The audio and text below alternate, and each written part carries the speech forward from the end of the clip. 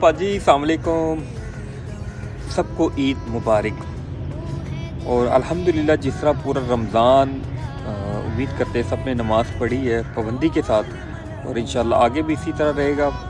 और हम अपने दिल गार्डन में इस टाइम बैठे हुए हैं और मीठी मीठी खुशबू सूंघ रहे हैं और सोच रहे हैं कि आपको कौन सी जगह लेके जाऊं, क्योंकि एक महीना बड़ा मुश्किल हमने लाहौर में गुजारा है रमज़ान की वजह से, रोज़ों की वजह से।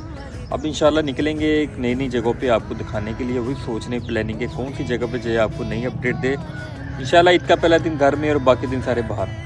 तो कल से अब निकलेंगे एक नए सफ़र के लिए, नई नई जगह खूबसूरत के लिए आपको दिखाने के लिए।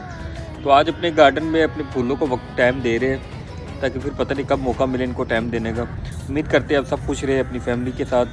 पहला दिन ख़ास कर अपनी फैमिली के साथ मनाएं और अगला दिन सोचे कहीं जाने के लिए। और मेरी वीडियो देखते रहे, मैं बताता रहूँगा आपको कौन कौन सी जगह इस टाइम मौके है, कहाँ जाना चाहिए। कल से इंशाल्लाह हम भी निकलेंगे और नई नई खूबसूरती चीज़ों जगहों के साथ आपके सामने हाजिर होंगे। दुआ में याद रखें। मेरे अली किथे तेरी